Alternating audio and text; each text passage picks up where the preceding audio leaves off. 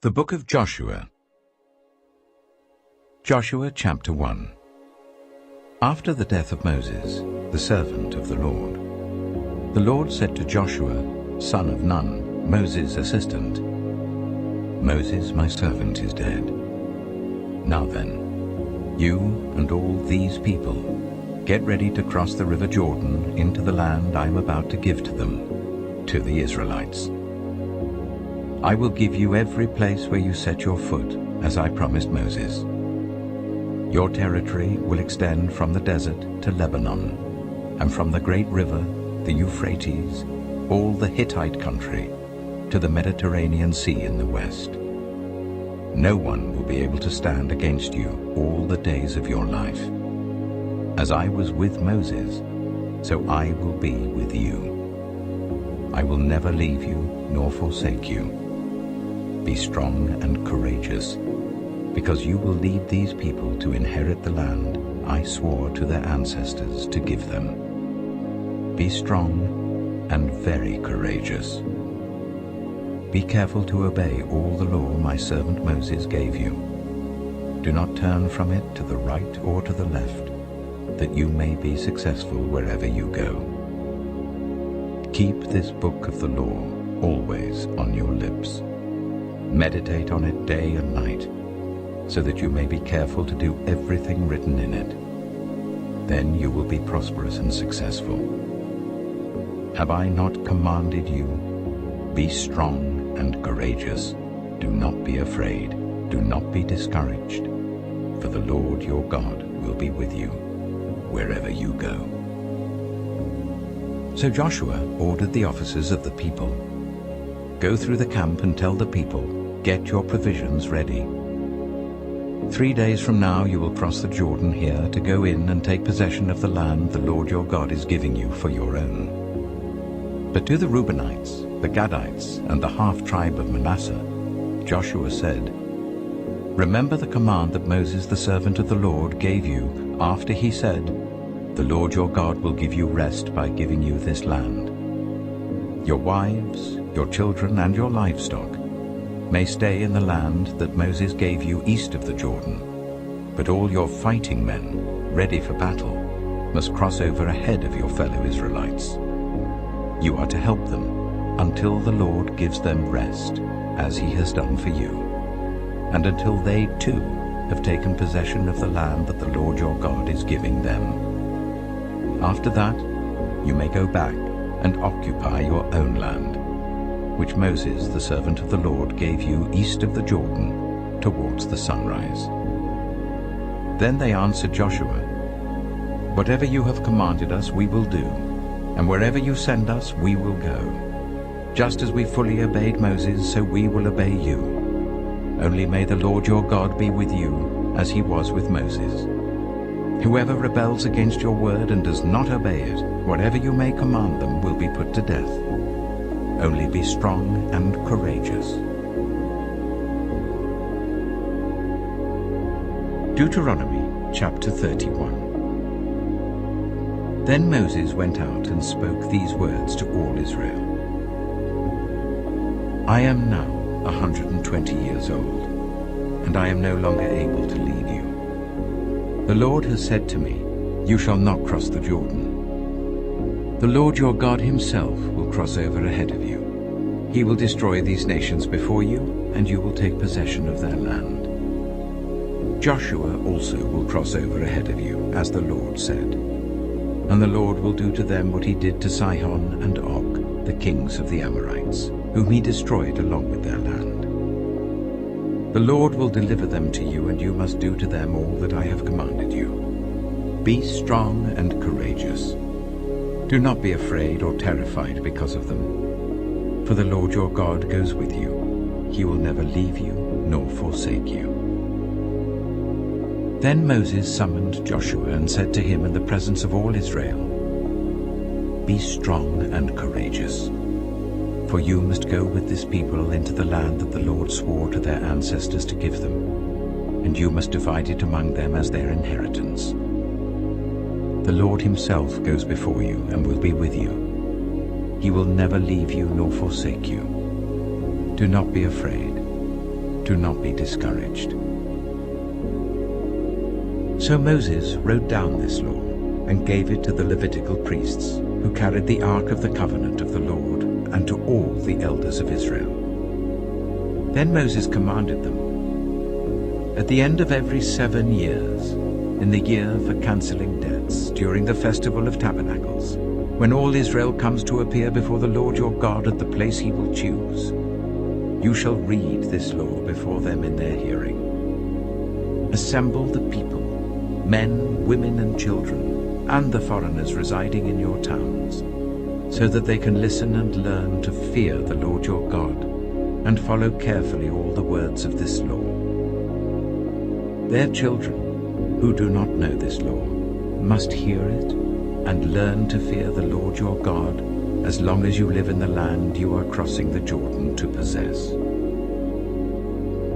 The Lord said to Moses, "Now the day of your death is near. Call Joshua and present yourselves at the tent of meeting, where I will commission him." So Moses and Joshua came and presented themselves at the tent of meeting. Then the Lord appeared at the tent in a pillar of cloud, and the cloud stood over the entrance to the tent. And the Lord said to Moses, "You are going to rest with your ancestors, and these people will soon prostitute themselves to the foreign gods of the land they are entering. They will forsake me and break the covenant I made with them. And in that day I will become angry with them and forsake them. I will hide my face from them, and they will be destroyed. Many disasters and calamities will come on them, and in that day they will ask, 'Have not these disasters come on us because our God is not with us?' And I will certainly hide my face in that day, because of all their wickedness in turning to other gods. Now write down this song, and teach it to the Israelites, and make them sing it, so that it may be a witness for me against them. When I have brought them into the land flowing with milk and honey, the land I promised on oath to their ancestors, and when they eat their fill and thrive, they will turn to other gods and worship them, rejecting me and breaking my covenant. And when many disasters and calamities come on them, this song will testify against them, because it will not be forgotten by their descendants. I know what they are disposed to do, even before I bring them into the land I promised them on oath." So Moses wrote down this song that day and taught it to the Israelites. The Lord gave this command to Joshua son of Nun: "Be strong and courageous, for you will bring the Israelites into the land I promised them on oath, and I myself will be with you." After Moses finished writing in a book the words of this law from beginning to end, he gave this command to the Levites who carried the ark of the covenant of the Lord: "Take this book of the law and place it beside the ark of the covenant of the Lord your God. There it will remain as a witness against you. For I know how rebellious and stiff-necked you are. If you have been rebellious against the Lord while I am still alive and with you, how much more will you rebel after I die? Assemble before me all the elders of your tribes and all your officials, so that I can speak these words in their hearing, and call the heavens and the earth to testify against them. For I know that after my death you are sure to become utterly corrupt, and to turn from the way I have commanded you. In days to come, disaster will fall on you, because you will do evil in the sight of the Lord, and arouse his anger by what your hands have made." And Moses recited the words of this song from beginning to end in the hearing of the whole assembly of Israel.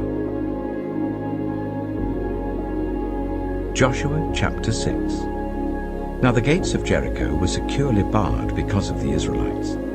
No one went out, and no one came in. Then the Lord said to Joshua, "See, I have delivered Jericho into your hands, along with its king and its fighting men.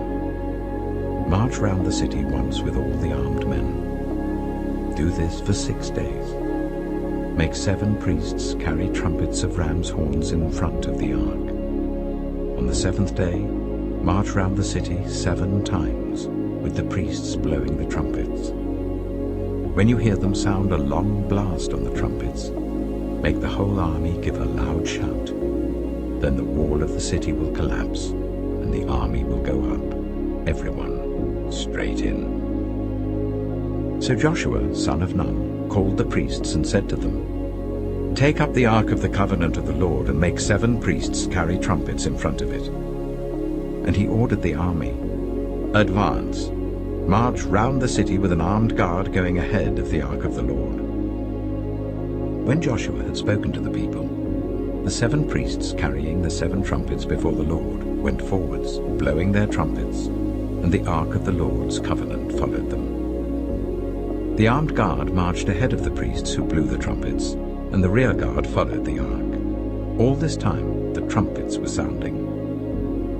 But Joshua had commanded the army, "Do not give a war cry, do not raise your voices, do not say a word until the day I tell you to shout. Then shout." So he had the ark of the Lord carried round the city, circling it once. Then the army returned to camp and spent the night there. Joshua got up early the next morning, and the priests took up the ark of the Lord. The 7 priests carrying the 7 trumpets went forwards, marching before the ark of the Lord and blowing the trumpets. The armed men went ahead of them, and the rear guard followed the ark of the Lord while the trumpets kept sounding. So on the 2nd day they marched round the city once and returned to the camp. They did this for 6 days. On the 7th day they got up at daybreak and marched round the city 7 times in the same manner, except that on that day they circled the city 7 times. The 7th time round, when the priests sounded the trumpet blast, Joshua commanded the army, "Shout, for the Lord has given you the city. The city and all that is in it are to be devoted to the Lord. Only Rahab the prostitute and all who are with her in her house shall be spared, because she hid the spies we sent. But keep away from the devoted things, so that you will not bring about your own destruction by taking any of them. Otherwise you will make the camp of Israel liable to destruction and bring trouble on it. All the silver and gold and the articles of bronze and iron are sacred to the Lord and must go into his treasury." When the trumpet sounded, the army shouted, and at the sound of the trumpet, when the men gave a loud shout, the wall collapsed. So everyone charged straight in, and they took the city. They devoted the city to the Lord, and destroyed with the sword every living thing in it, men and women, young and old, cattle, sheep, and donkeys. Joshua said to the 2 men who had spied out the land, "Go into the prostitute's house and bring her out, and all who belong to her, in accordance with your oath to her." So the young men who had done the spying went in and brought out Rahab, her father and mother, her brothers and sisters, and all who belonged to her. They brought out her entire family and put them in a place outside the camp of Israel. Then they burned the whole city and everything in it, but they put the silver and gold and the articles of bronze and iron into the treasury of the Lord's house. But Joshua spared Rahab the prostitute, with her family and all who belonged to her, because she hid the men Joshua had sent as spies to Jericho. And she lives among the Israelites to this day. At that time, Joshua pronounced this solemn oath: "Cursed before the Lord is the one who undertakes to rebuild this city, Jericho. At the cost of his firstborn son, he will lay its foundations. At the cost of his youngest, he will set up its gates." Joshua chapter 24. Then Joshua assembled all the tribes of Israel at Shechem. He summoned the elders, leaders, judges, and officials of Israel, and they presented themselves before God. Joshua said to all the people, "This is what the Lord, the God of Israel, says. Long ago, your ancestors, including Terah, the father of Abraham and Nahor, lived beyond the river Euphrates and worshipped other gods. But I took your father Abraham from the land beyond the Euphrates and led him throughout Canaan and gave him many descendants. I gave him Isaac, and to Isaac I gave Jacob and Esau. I assigned the hill country of Seir to Esau, but Jacob and his family went down to Egypt. Then I sent Moses and Aaron, and I afflicted the Egyptians by what I did there, and I brought you out. When I brought your people out of Egypt, you came to the sea, and the Egyptians pursued them with chariots and horsemen as far as the Red Sea. But they cried to the Lord for help, and he put darkness between you and the Egyptians. He brought the sea over them and covered them. You saw with your own eyes what I did to the Egyptians. Then you lived in the wilderness for a long time. I brought you to the land of the Amorites who lived east of the Jordan. They fought against you, but I gave them into your hands. I destroyed them from before you, and you took possession of their land. When Balak, son of Zippor, the king of Moab, prepared to fight against Israel, he sent for Balaam, son of Beor, to put a curse on you. But I would not listen to Balaam, so he blessed you again and again, and I delivered you out of his hand. Then you crossed the Jordan and came to Jericho. The citizens of Jericho fought against you, as did also the Amorites, Perizzites, Canaanites, Hittites, Girgashites, Hivites, and Jebusites. But I gave them into your hands. I sent the hornet ahead of you, which drove them out before you, also the 2 Amorite kings.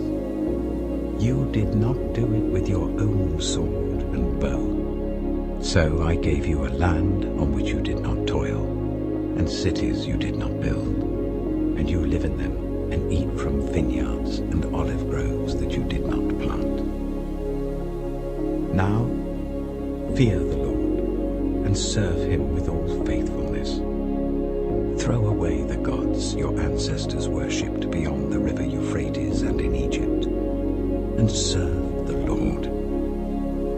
But if serving the Lord seems undesirable to you, then choose for yourselves this day whom you will serve, whether the gods your ancestors served beyond the Euphrates, or the gods of the Amorites in whose land you are living.